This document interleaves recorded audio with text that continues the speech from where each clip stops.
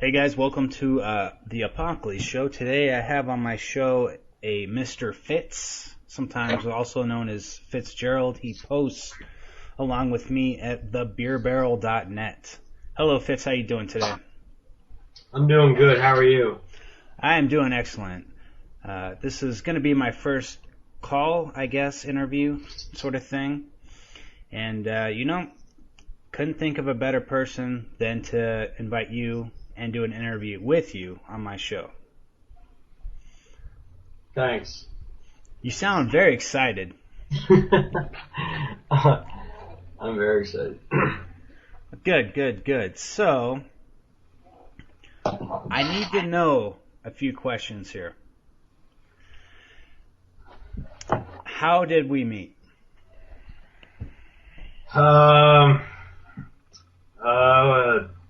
Probably stumble in years ago, probably about 2008, stumble in. How I remember that, it's strange, but I remember the exact date I joined the fora, and that was December 2007. How I remember that exact date, I don't know, but I remember the exact time I was working as a security guard doing night shift by myself, like doing nothing by myself for like 6 months. And I spent like 6 months on the fora between like 12 a.m. to 6 a.m. And that's how I joined Stumble In, and I'm pretty sure I met you at Stumble In. Yeah, and then, so you were at the fora during work? Yeah. I first found the fora. I was working as a night watchman. I got hired by this construction company as a laborer, and they were looking for a night watchman to do this fucking night shift. As a night watchman for the construction site, because insurance requires that you have someone there at all times on the site in order for it to be insured. But anyways, I was the only fucking guy who wanted to do it because I didn't want to be a fucking laborer because there's only so much labor I could handle. So I thought this job would be good. I can stay at this job for a while, and I did. I stayed at it for 6-7 months. I fucking went to this place from 12 a.m. to like 7 a.m. I got paid for 8 hours though. 6 to 7 days a week for like half a year. Now, what did you get paid an hour, if I may ask? I got paid $14 an hour. It was $14 an hour if I recall correctly. Okay, that's not too bad for sitting on your ass and doing nothing. Did you have Well, any it's problems? not very good though. It's not very good though because like standard around here for construction labor is probably like nowadays probably like at least $17, but no, it wasn't that bad. $14 for like doing nothing. Like literally, I had no supervision at all for half a year. Like I would show up at this job. Like I was doing heavy drugs at the time, and I was drinking heavily, nice. and I would show up to this job like at 12 a.m. 12 a.m. was my starting time, and like I would often show up smashed off my ass, on various drugs, but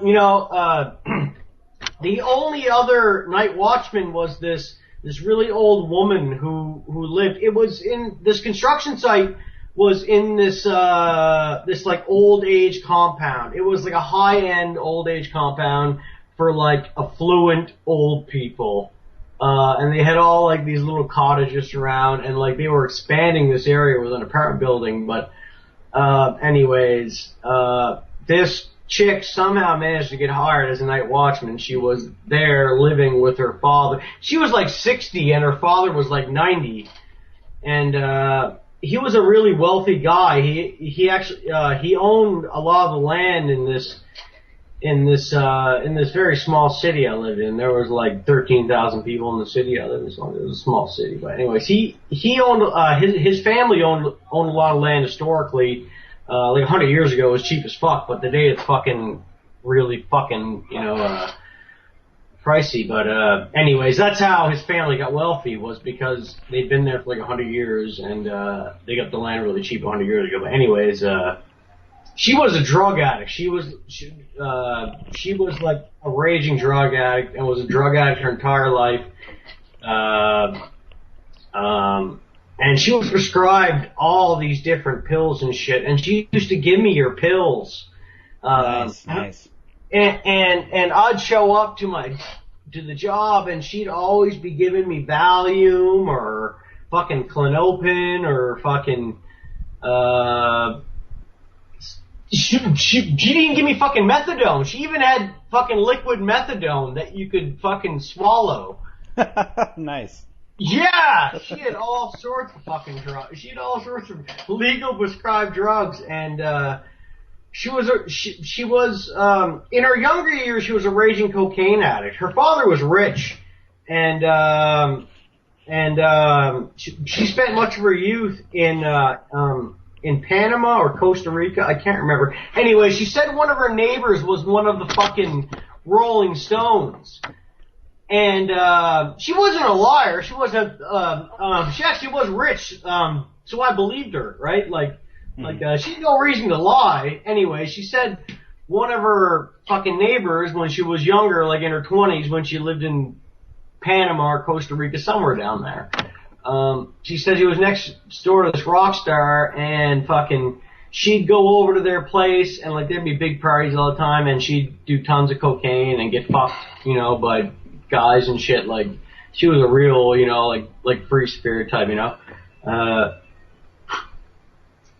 I can't remember where I was going with this, but anyways, we actually ended up becoming kind of, well, I can't say quite friends because she was like a 60-year-old female and I was like a 21-year-old male. But, she was a cocaine addict for much of her youth and at the time I did cocaine pretty heavily for about 2 years of my life, but like 21 to 23, something like that. I did cocaine really heavily and, she used to give me money to drive her to get cocaine and like she'd buy cocaine for me, so we had a bit of a relationship for like solid half a year or so. I had a relationship with this 60-year-old woman, which was kind of strange. She'd buy me cocaine and she wanted me to fuck her, but I'm not fucking a 60-year-old woman, you know what I mean? Why not? I mean, you're on the drugs. You might as well. It's easy access, right?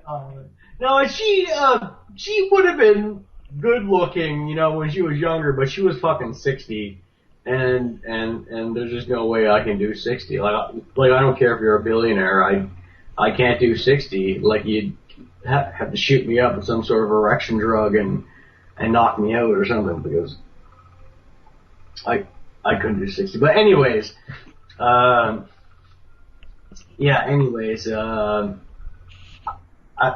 can't remember how the story started or where it was going, but Oh, it started with me asking where we met because the audience might. Oh yeah, right. I was on the 4. I found the 4 when I was working night shift at this job, and from the 4 I went to the Stumble Inn, and I'm pretty sure I met you on Stumble Inn. Yeah, that does sound about right. And then nowadays you're mostly just posting at beerbarrel.net, right? Yeah. I don't post on any forums other than Bear Barrel. I don't. No, I don't. Yeah. I don't think so. I don't know. I'm kind of fucked up right now. I've had 5 Innocent Gun rum cask, and they're 7.4% apiece. And I've had a half liter of Swedish pear and apple cider, and now I'm drinking gingerbread Kahlua. So you're pretty good right now. You're a good drive down from Canada to come to Arizona to pick me up, right? Yeah. Well, I don't have a car or a vehicle, but yeah. You can always steal one, right? Yes, perhaps. Yes. Good. Yes. And so I have to ask the worst radio question ever. As you know, I'm in Arizona, Phoenix, to be precise, and it's fucking awful here. I don't think white people should live in a desert region like this. I don't think so. And you obviously live in Canadia. Yes. And you're where again? Like, what province? I'm in Alberta. I'm from Nova Scotia. Half of my family is from Newfoundland, and I have a lot of my roots is from Newfoundland on both sides, really. But it's Nova Scotian and Newfie. But I currently live in Alberta. So, is it acceptable for me to call you a Newfie, or is that inaccurate? No, that's totally acceptable. Actually, like, Albertans where I live, like, they'll call anybody a Newfie who's from east of Quebec. Like, if you're from east of Quebec, like, you're a Newfie to Albertans. Yeah. And so, what are you doing where you are right now? Like, do you have a job? Is there a girl, or what's going on? No, I've, 4 years ago, I got tired of Alberta. I bounced back and forth between Alberta and Nova Scotia since I was like 11 years old, between my parents. Like, I'd get tired of living with one parent and I'd go to the other. And my father has lived here since I was like 8 years old. Yeah, 4 years ago I went to Nova Scotia just to live back there, and I ended up scamming welfare for a few years, so I had that as an extra income, but I also had, my parents give me money, but, I lived back there for 3 years. I bounced around that province a bit for 3 years. I lived in, a few different regions there. I got to see the province a bit. And, I came back out here about a year ago, and I've been living here in Edmonton for the past year, and I've been doing nothing. Really, I haven't been actually employed with a real job since about 5 years ago. So it's safe to say you have like the work ethics of a black person. Well, no, not necessarily. I would say that I actually have a strong work ethic, which, sounds funny, but I would say that I actually do have a strong work ethic. Only I don't like working for like most natures of work. I don't like I don't feel any fulfillment whatsoever from like working in the oil field or construction. Like, those are the only jobs I've ever had, were oil field or construction, and they're, common jobs in this province, and they're often high paying. Like, you can be an uneducated man in this province and make over $100,000 a year, like working in construction or the oil field, if you can work hard enough. But I just it's very draining for me. Like, I can do it. I do it for the money for so long, and, then I just stop, and eventually I just stopped forever. I was like 23 at the time, and I was like, I'm not going to do any of this ever again. Like, I just spent like something like 540 hours, in 2.5 months, like working on this construction site, and I was like, I'm never doing any of this shit again. Like, I sat there for like 6 weeks by myself, like 12 to 16 hours a day, as a fucking, I can't think of the term because I'm fucked up, as a sign man or like a road man or something. Road man? A road man. What the fuck is a road man? Someone who stole the stop sign or something. And I was literally in this area that got like 4 cars a day, like no more than 10 cars a day. And I was there for 12 to 16 hours a day, and I did that for like 6 weeks. And on top of that, I was doing other construction labor for like another like 4 weeks or so. It was something like 550 hours in less than 3 months. I had 1 day off, and I was just totally exhausted by the end of it. I ended up getting into a fight with my lead hand, this fucking douchebag Polak. He's like in his 40s, this fucking douchebag, and I tell my boss, who was a cool guy, who was actually, he was the father of my roommate in the hotel. We all lived in hotels, and my roommate, thankfully, was the only cool laborer other than me. He was the only, every other laborer, there's no way I could have fucking lived with them. They were all just fucking shit. There's no way I could have lived with them. I would have lasted a fucking day living with them. But anyways, I got lucky and I got roomed up with the only cool guy there, and his dad was the boss. And his dad was totally cool, but after like 45 days, I told him I needed a day off because I was exhausted. I was getting dizzy spells and shit. And after like my day off, I went back the next day, and my father got me a job. My father was working there, and my father was pissed off because they had taken away his work credit card. It ended up like a month later, this company declared a bankruptcy, and they ended up ripping off everyone like 2 weeks. Thank fucking God I quit like just before that cutoff. But anyways, fucking I ended up fucking quitting, and I was like, okay, I'm fucking done. I'm exhausted. But this fucking bastard, this stupid Polak bastard, man, he was a fucking Polak. This guy was a stupid bastard, just like maybe, like, fucking 80, 90 IQ, fucking asshole, just a fucking, he's good at, construction because he's a born donkey. He is the brain and the body of a donkey. And, anyways, he's just an asshole, and he had, like, some passive-aggressive behavior towards me at some point, because we got into an altercation at one point because he wanted me to operate this fucking jumping jack. A jumping jack is this fucking machine that you fucking pound earth with, and it's loud as fuck, and neither of us had any fucking earplugs on us. And I'm like, I'm not using this fucking machine with those fucking earplugs. It's going to damage my fucking hearing. It says right on the fucking machine that it damages your fucking hearing. And he's like talking shit to me. Like not mad shit, like he's not like calling me a pussy to my face or anything, but he's being passive aggressive, like he's basically saying to my face that I'm a fucking pussy, but he's not quite going that far. But anyways, this last day of work, I ended up quitting, and the boss doesn't care at all. The boss was totally cool. He like understood that I was just tired, and I had to leave.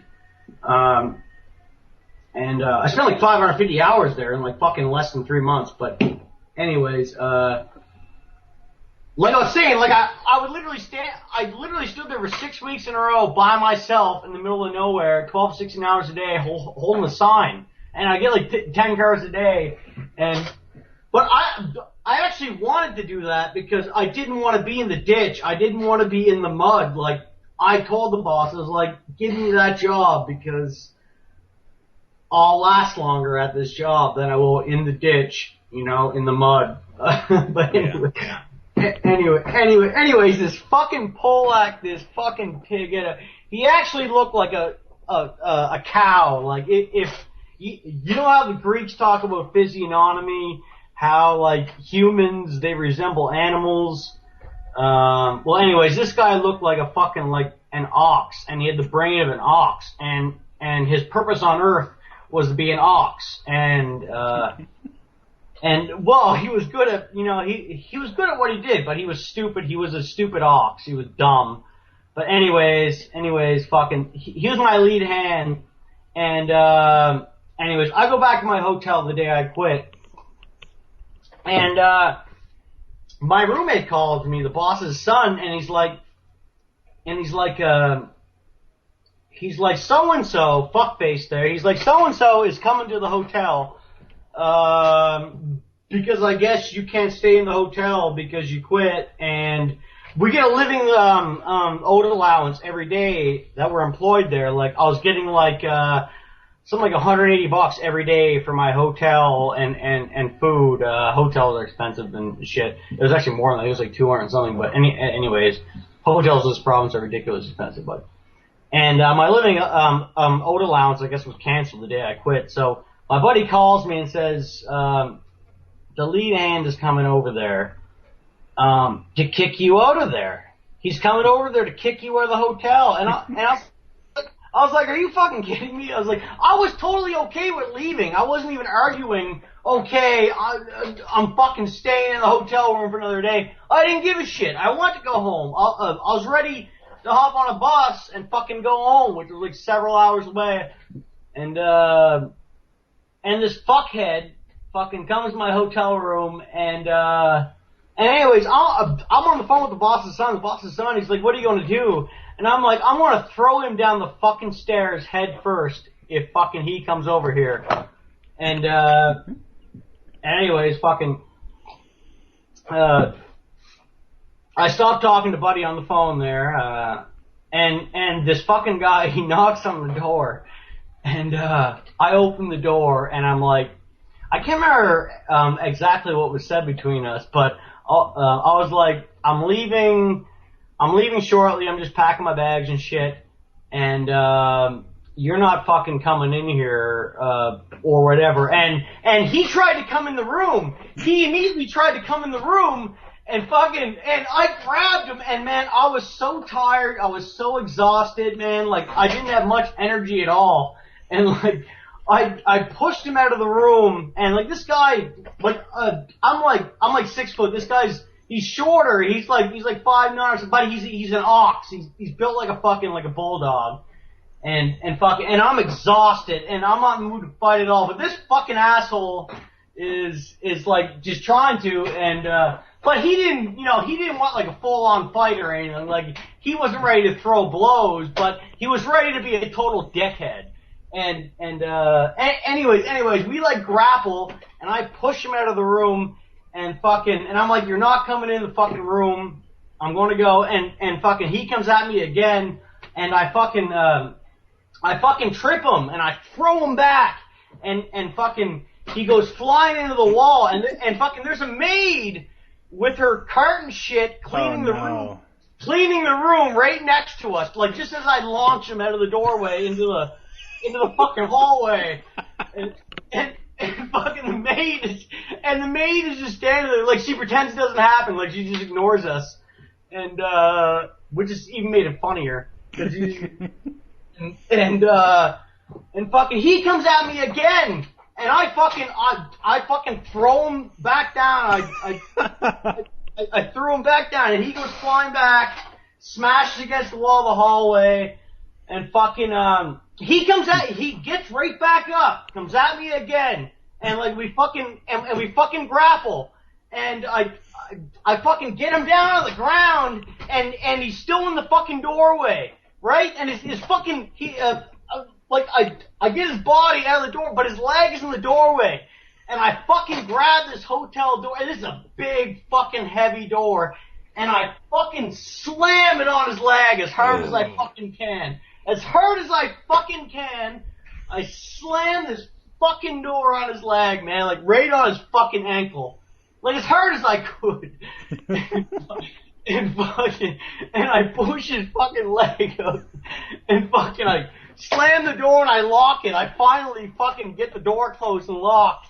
And fucking, he's pounding on the fucking door. He's like, I'm gonna fucking call the cops on you. I'm gonna fucking come to your fucking house and fucking kill you. I know where you live and shit.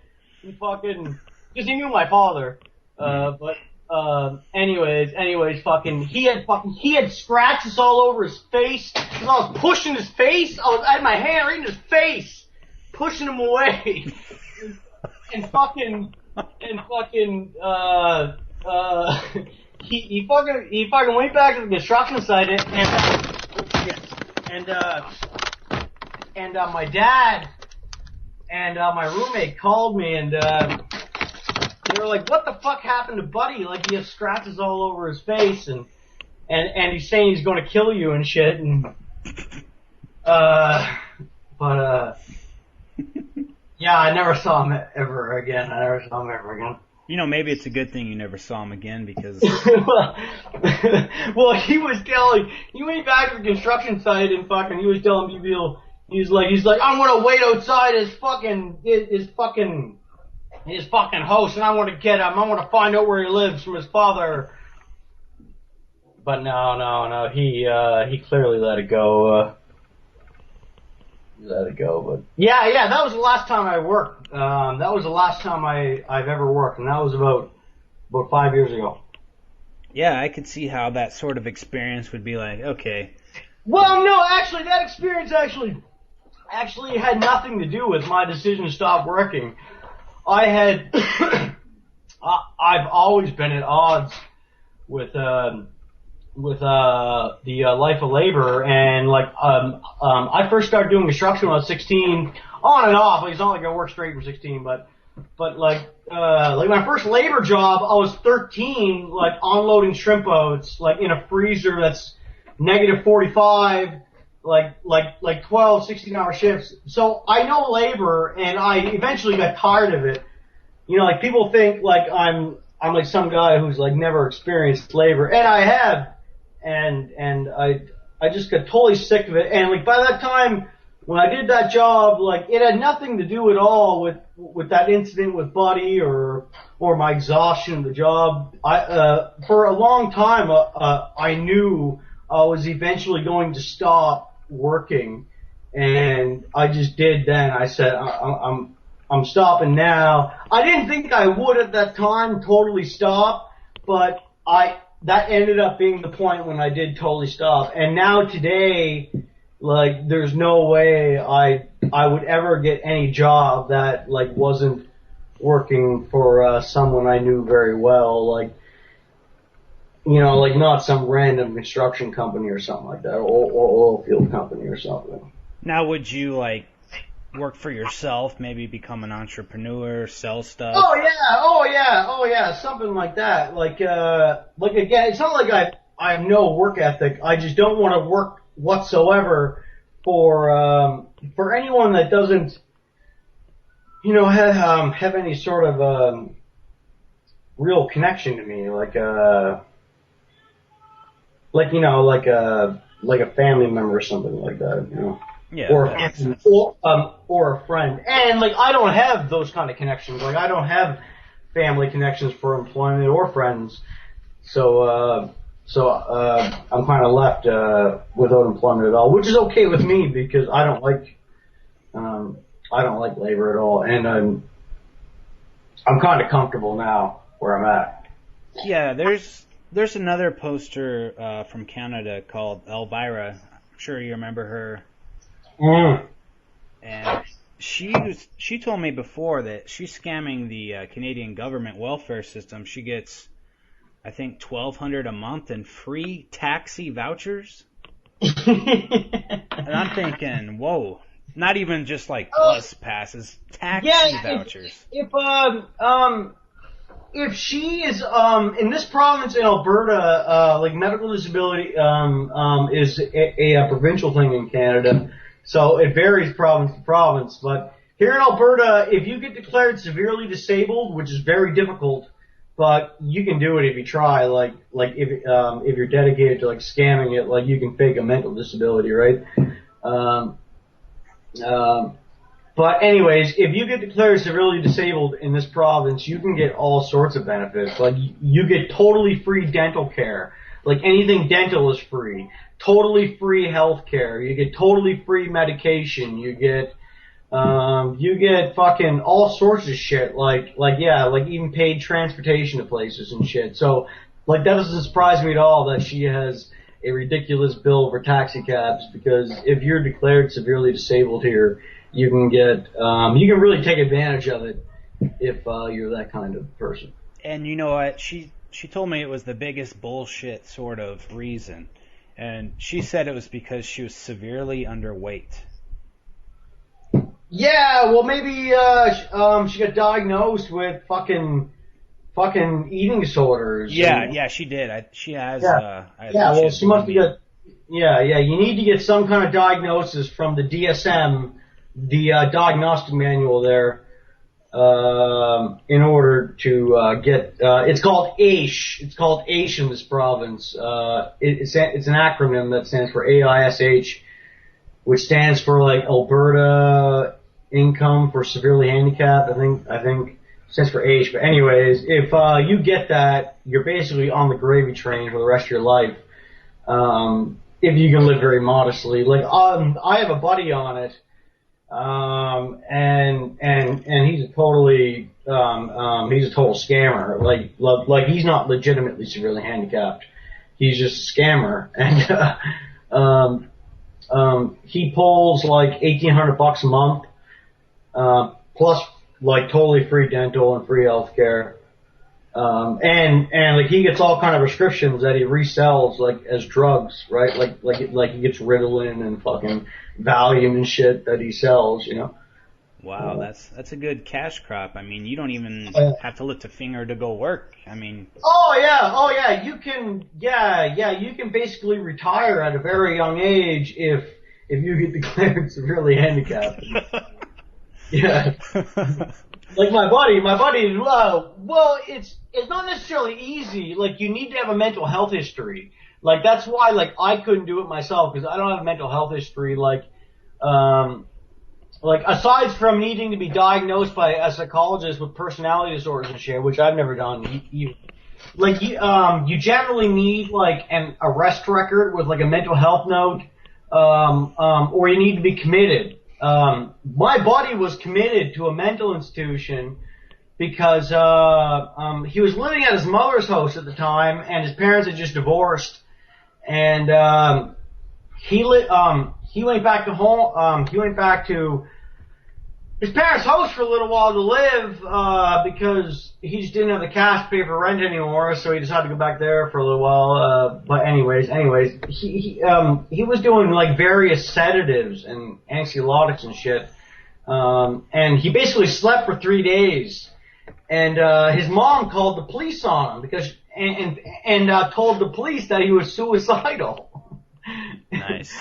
Yeah, and they come and arrest him, and they send him to the mental institution, and anyways, they pump him full of drugs. He ended up having a court order on him that he had to take this experimental fucking schizophrenic injection for like over a year. He was also taking Clonopin, he was taking Valium, they had him on various SSRIs, like they had him pumped full of drugs. He gained over 100 pounds in a year being on all these drugs, and in this country they can legally imprison you indefinitely and pump you full of drugs if there's a court order saying that you're mentally ill and a potential danger. Fuck that. Yeah. Jeez. So maybe attempting to scam the government, the Canadian government. Well, yeah, that's the thing. Like my buddy was telling me, he's like, man, all you need to do to get AISH is fucking get committed. And I'm like, there's no way I'm fucking getting committed to the mental institution if there's a risk of them pumping me full of these drugs. Because I would literally fucking kill a nurse or a doctor before letting them stick a fucking, some unknown injection into me. I'd stab them in the face with it, So I can never put myself in that position, ever. Yeah. So I'd rather not have AISH. I'd rather not have AISH than potentially, be committed indefinitely for the rest of my life, Mm-hmm. So I'm the type of guy who would be committed for the rest of his fucking life if I was in that situation. Like, I'd end up fucking, fucking stabbing a doctor in the face or something if he tried to inject me with something. I wouldn't take that shit. Yeah, I don't blame you. And then, so, you kind of did a little bit of bio of yourself. You're a Canadian. I guess you're mid-20s and, 28. 28. And, I have to ask you the important questions here. I digress there quite a lot, so. What do you think of the Jews, the Negroes, and the white traders? Well, we definitely got to kill all the traitors. In an ideal situation, I don't believe, I'm not under any delusions that this is going to happen or anything, but in an ideal situation, certainly we'd kill every last shit liberal and traitor. We focus on the Jews later, but traitors really first, and Jews as well. If a Jew is in the midst, smash him down too. But focus on the traitors first, the traitors and the heretics, and then move on to the Jews and potential enemy minorities. Mm-hmm. Now, what would you do with the dangerous muds? Would you send them back to their host countries or what? You mean like? Well, again, this is entirely. Oh, of course, yes. This is entirely a situational thing. Like here, as a Canadian, like politics is so benign.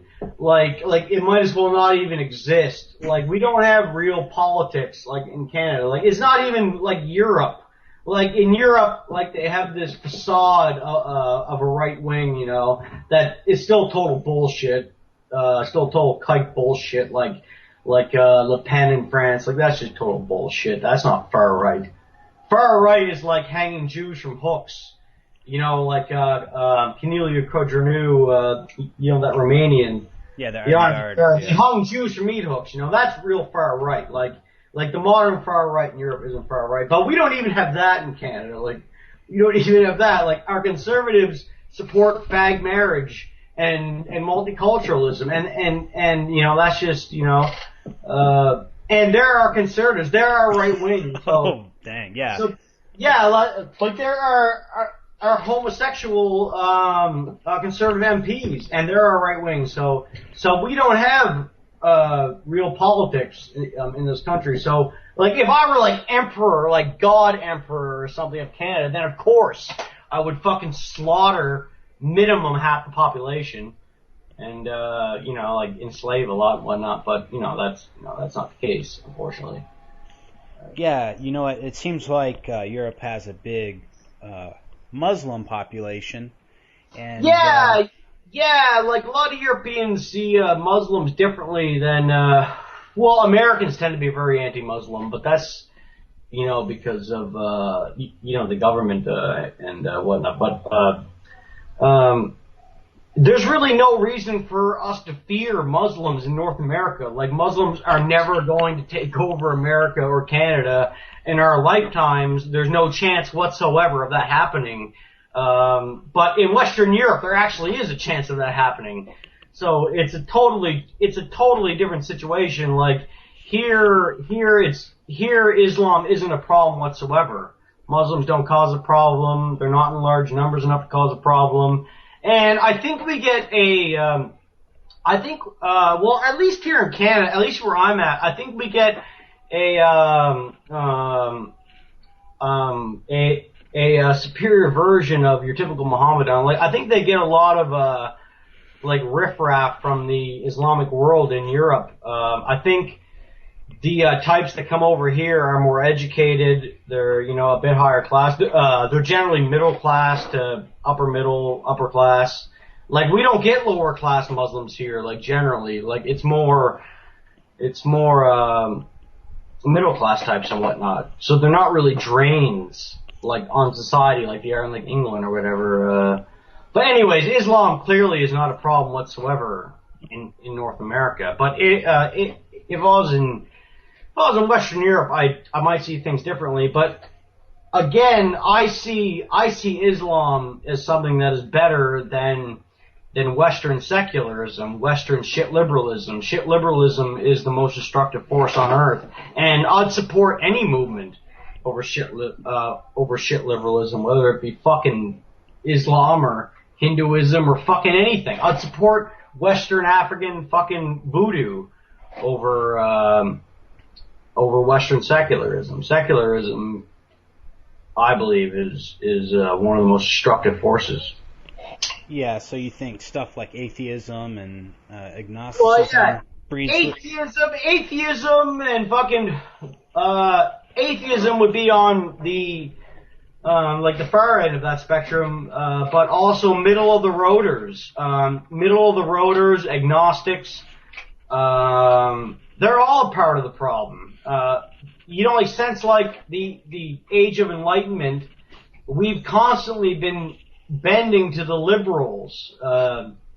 Like every generation, like the conservatives just adopt the platform of the previous liberal generation until we get to this point now where conservatives are supporting faggots and fucking everything, all sorts of degeneracies.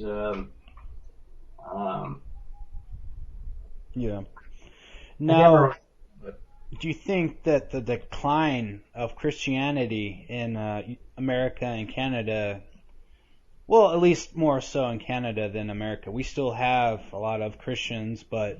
Well, I wouldn't say more so in Canada than America. I would say that Canada and America are certainly, still more Christian than Western Europe. But America is heavily evangelical. We don't have a large evangelical presence in Canada. So it's a different Christian scene in America. Like, the religious Christians in America tend to be evangelical. There's Mormons in Utah and whatnot, but your guys, the most dominant Christian group are evangelicals, and we don't have that here in Canada. We don't really have a dominant Christian group. But the evangelicals don't have a lot of power like they do in America. Like, evangelicals,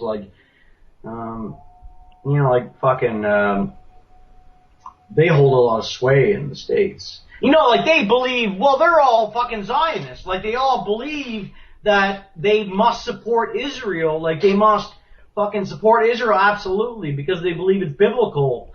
That's why evangelicals are so dangerous. But yeah, we don't really have an evangelical. Like, we have religious Canadians, but it's a secular country. Like, all Western countries are generally secular. We still have, some traditional elements, but, Canada is certainly a secular country. America, it's secular, but we don't have the evangelical presence that America does. Now, I've been told in the past that Canada is the most Zionist country, even outside of America. Oh, Jesus Christ. Since our Conservative Party in Canada it's like a Republican Party in the U.S., on crack.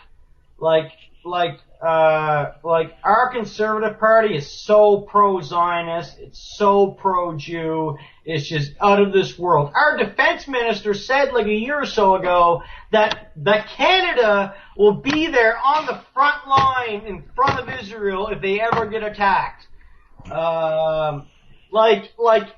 It's actually out of this world how fucking pro-Jew our so-called right wing is, and our conservatives are. In Canada, it's always a lose-lose. If you're a dumbass and want to play, the voting game, it's lose-lose no matter who you vote for. You got literal communists on the farthest left of the spectrum to, our so-called right wing, which are fucking lunatic pro-Jews. They're fucking lunatics.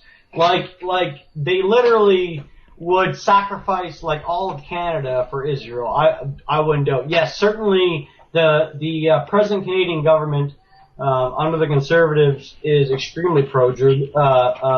Previous governments under the Liberals have been pro-Jew as well, but our Conservative faction is extremely pro-Jew. It's like George Bush, times 10. Our Conservatives are extremely pro-Jew, yes. They're probably the most pro-Jew government on earth. I don't think there's a more pro-Jew government than the present Canadian government. Some of the statements that our politicians have made about protecting Israel are just ridiculous. Americans haven't even made ridiculous statements like that. I've always wondered, America, Canada, how they're Zionists. What do they get from defending Israel? What does Israel provide us back? Well, we're just clearly we're controlled by the same establishment, like Canada, America, Washington, London. We're controlled by the same multinational financial entity too. Like, we're all interconnected in our level of being Jews. You know, I'm certainly not an expert on it, but you know, Canada, America, Great Britain, we're all a part of this same satanic Jewish alliance. That's like Washington, London, Canada to a lesser respect, also France, you know, nominally Germany, but really, you know, it's like Washington and London that are this, Washington, London, and Tel Aviv. It's like this axis of like Jewish Western capitalism. So it connects us and makes us, you know, subservient to the Jew. So of course we're going, you know, to fucking do anything for Israel, because ultimately we're puppets of the Jew. Yeah, and you know, I've made mention elsewhere that, you know, in our wars in Iraq and Afghanistan, where was Israel to help us? You know, help this regime. You know, and I didn't see them helping us. Yet we're, you know, sending them high-powered weapons, the best jets available, and all this. Oh yeah, they've been extorting Germany for decades. Like, they've gotten fucking nuclear submarines for free.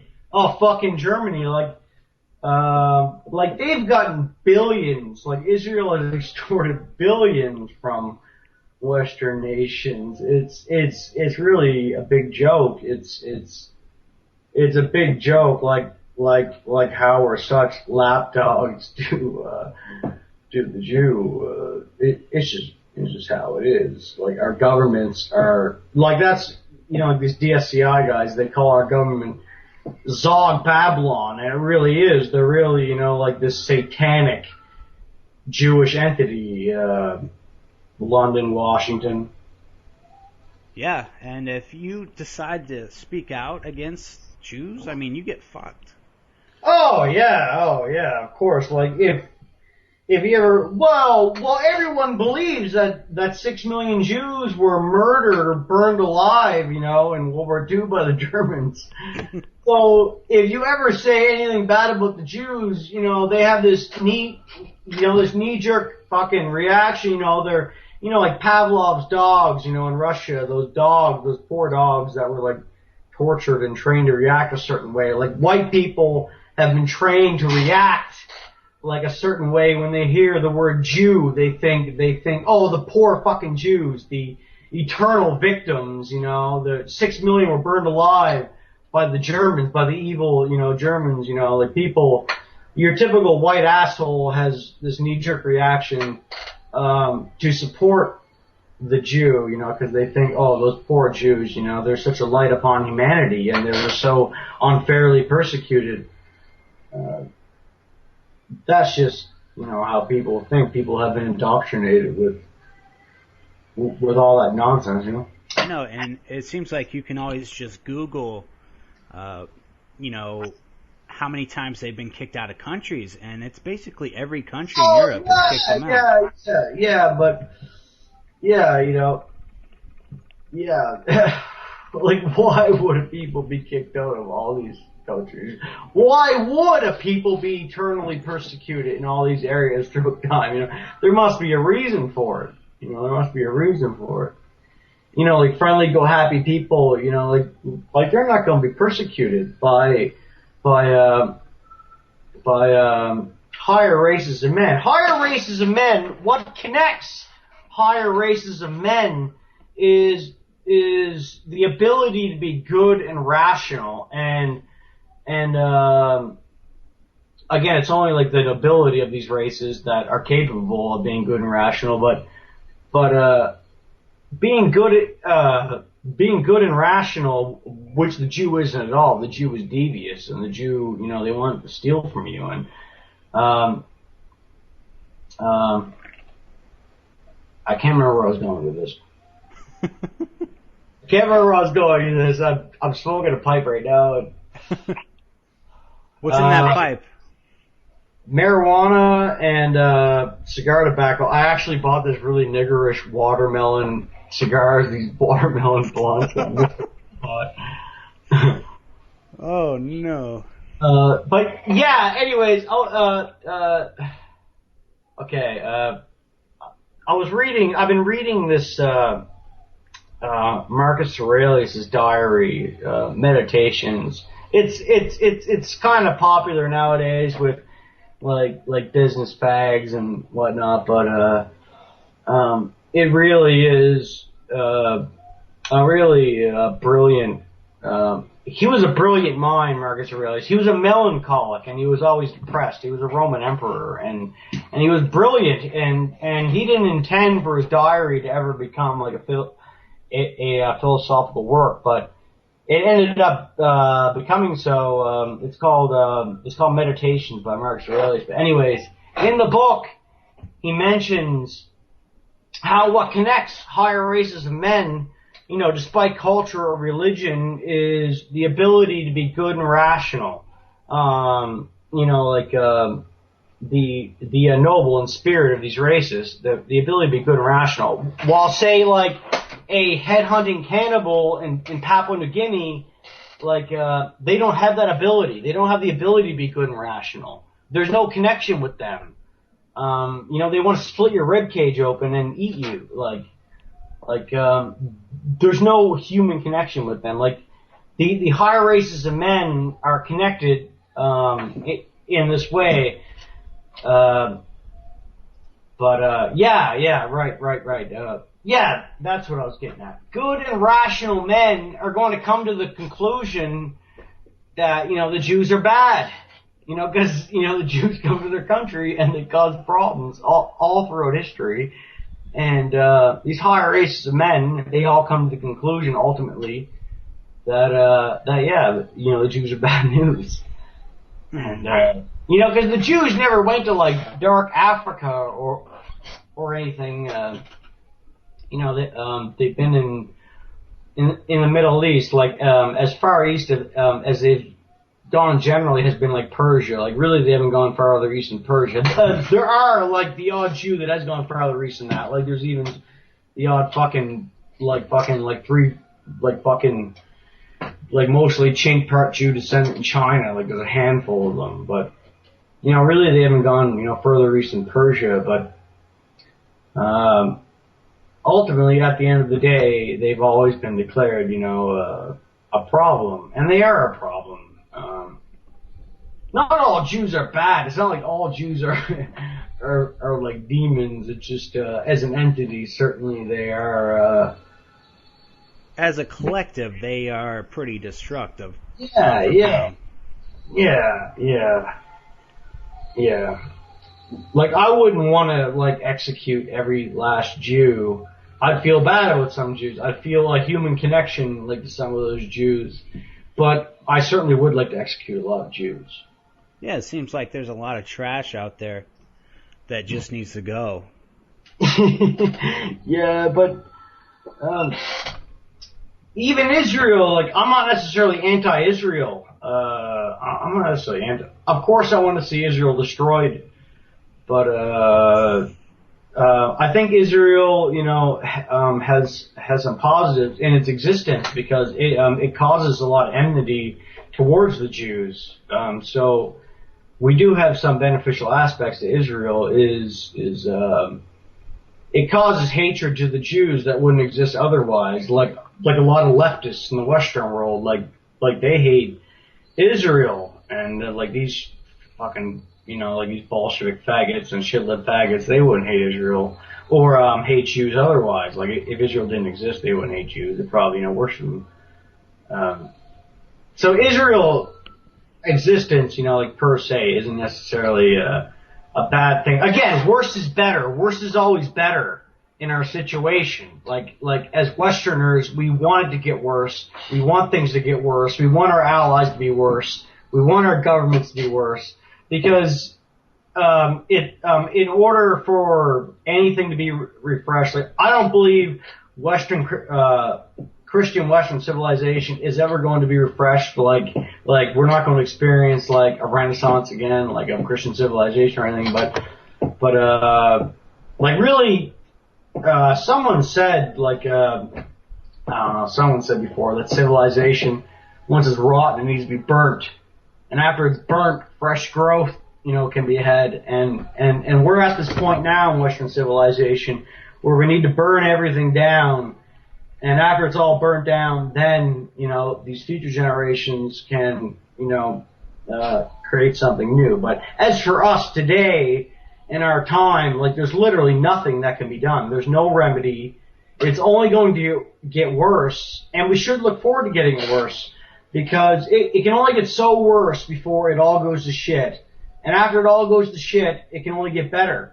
Because it's not going to get better now when it's rotten and festering. Like, Western civilization is like this festering corpse of shit right now. And we need to burn that corpse, in order for something, better to come.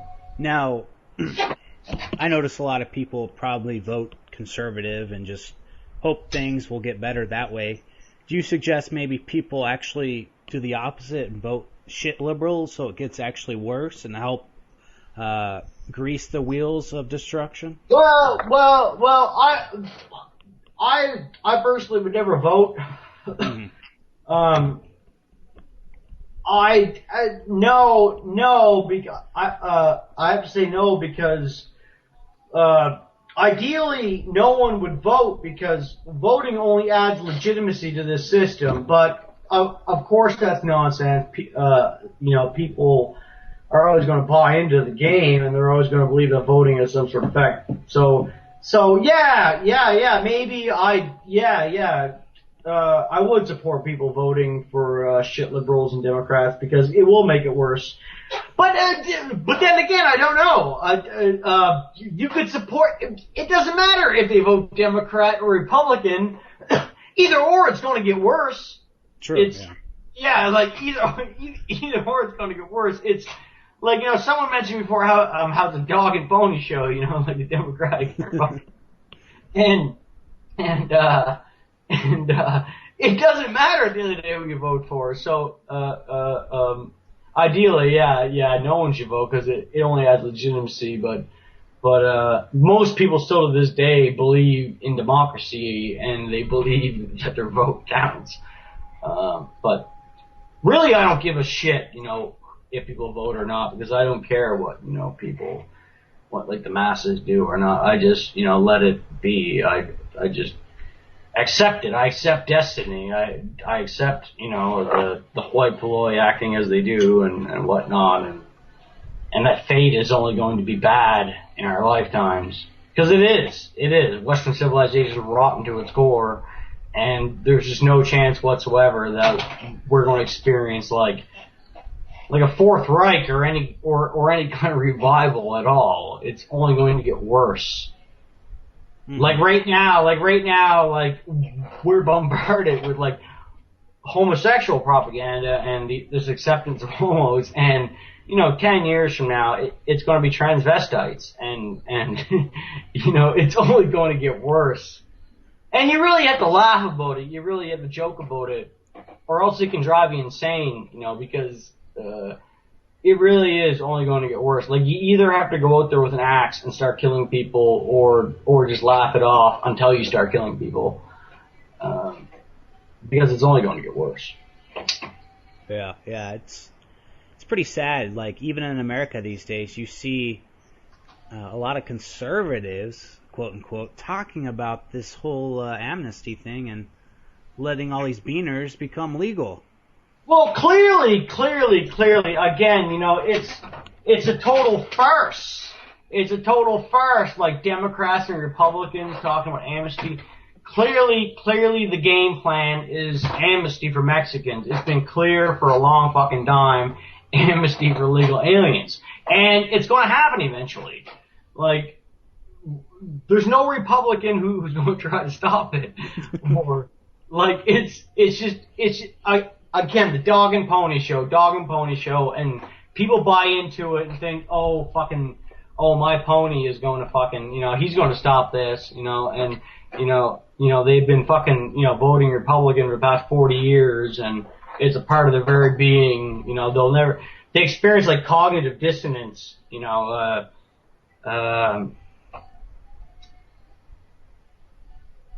Yeah.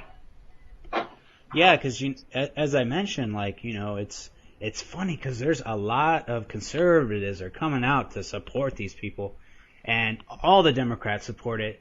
So what that means is, like, I don't know, I'd say at least 70% of people support amnesty in the political system, I think. Yeah.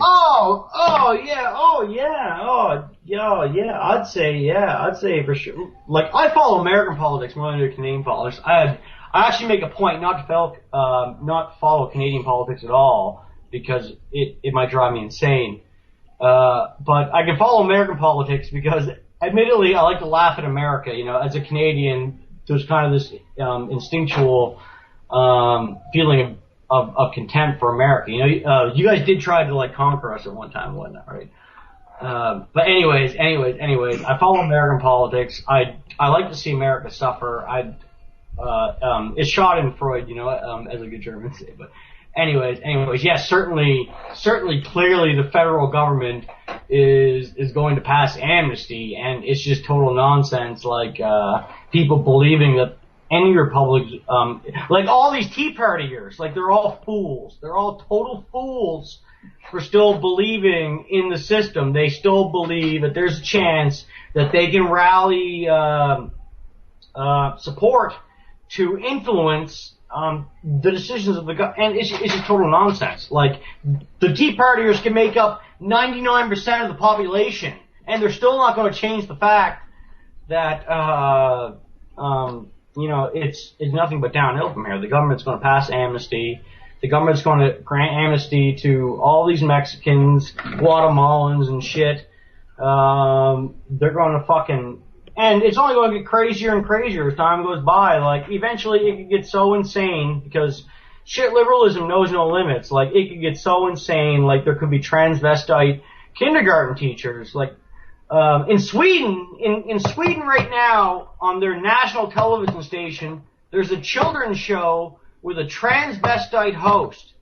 A male transvestite host who teaches children that transvestism is okay. And I think we're like 20 years behind Sweden, here in Canada and the US. Like now we're pushing fags, but in 20 years, like people are already turning their kids into trannies. Like it's becoming like a fad in the Western world to turn your kid into a transvestite. Like I was reading an article not long ago about kids in Australia. It said something like there's been like a 500% increase in transvestite fucking kids in the past 10 years. It's like there hasn't been a 500% increase in transvestite kids. It's stupid white broads, fucking claiming their kids are transvestites, Mm-hmm. Yeah, I definitely see that. I see some of the names that are a lot of gender neutral names. And oh man, Hoxton. Hoxton's the latest stupid name I've heard for a kid. Hoxton. Who in the fuck names their kid Hoxton? Oh my god, I saw this dumb bitch who fucking got Hoxton tattooed on her arm, and I had a picture of her stupid baby with her. Oh my god, just ridiculous. Just Hoxton. I have a cousin named Jaden, and my mother. That's real popular here too. That Jaden name. And he's probably like 16. He's been the only time I ever met him when I was visiting the East Coast at the time, and he was back there. His mother goes back. His mother, my first cousin, goes back to visit like every year. But anyways, I could tell the kid was feminine at the time, but anyways, I told him, like, we were swimming off this dock at the summer cottage that my mother's husband owns, and we were just swimming, and I told him, I was like, listen man, when you get old enough, you need to change your name, because your name is going to curse you for the rest of your life. And he didn't really take me seriously. But anyways, my mother told me like fairly recently that she thinks he's gay. Yeah. And that doesn't surprise me at all, because he was named Jaden, Yeah, those things can have effects. Now, kind of as a more of a closer topic here, it's getting to be, I think we've passed about an hour. Who's your role model and why? Who's my role model? I ask the tough questions on my show, damn it.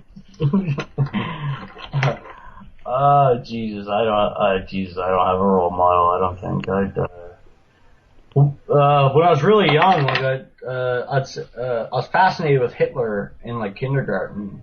Mm-hmm. But I wouldn't say he was a role model because he ended up being like a vegetarian and stuff like that. I'm not a vegetarian. But I definitely liked Hitler, growing up.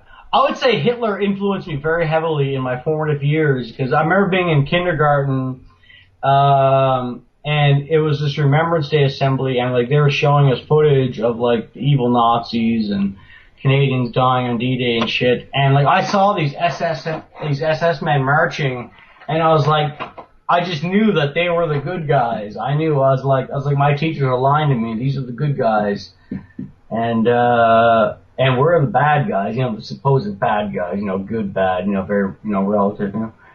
But I knew Hitler was right. I could just tell, like, once I saw the footage of the SS soldiers and Hitler, I knew that they were right and Hitler was right. And I'd say Hitler influenced me very early in life. Hitler. Adolf Hitler. Adolf Hitler. Adolf Hitler. If I have a son, I'm going to name him Adolf Thor Hitler. That, if you did that in Canadia, where you're from, I mean, wouldn't that get you in trouble legally somehow? I don't know. I think I read an article not long ago about like some Canadian like naming his kid Hitler or something, and I think like he ended up getting into some legal trouble. Yeah, I mean, because they kind of chase after you here in America. And I know it's probably gonna just be worse in Canada. Well, Americans tend to have this view of Canada as more of a police state than America, but it isn't. It isn't. I would say that America is definitely significantly more of a police state. Like our cops aren't as aggressive. Like they're not as brutish. Like our cops, like in order to become a cop in Canada, you basically need to be a fucking hall monitor. Like you need to be squeaky clean passed, and all that shit. Like cops in America are a lot dirtier and shit. But I would say that living in America is more tyrannical than Canada. I would say so, and most Americans have this view of Canada that it's a police state, but really America is more of a police state. We have hate crime laws here, and like we have that Holocaust law, like you can't deny the Holocaust, but it's only been like 2 people like prosecuted under the Holocaust law. And there's probably more people prosecuted under hate crime laws in the States than Canada, but I would say Canada is less tyrannical than America, but we're certainly right behind you. Like especially like this conservative government, which is total Jew, probably 10 times more Jew than Bush. Like they started constructing $1 billion spy center just like a year ago. In Ontario, to match the America Spy Center, which is what, in Utah or? Yeah, Utah. Yeah, Provo, yeah, I think. yeah. Anyways, they're building. It's done now. I think this $1 billion spy center. Our government is right behind yours. I would certainly feel a lot less comfortable as an American than a Canadian, like whether it be, because of the government or, like certain economically, like Canada is a lot better off than America. Like as an American, I would feel like I have to get out absolutely. Like as a Canadian, I don't necessarily have the feeling like this urgency, like I need to leave. But if I was American, I would definitely be looking to. Canada's bad, but I think America's worse. Okay. And I think we've come to an end here at the show, and do you have any closing words for your fans? No, I don't know. And would you ever consider coming to Spreaker.com? You can always do your own show. You can go on other shows. No, I don't want to do a show or anything, but I would, I'd come online for commentary or whatever. Yeah, there's a lot of people on there that I call chat warriors. They just go on and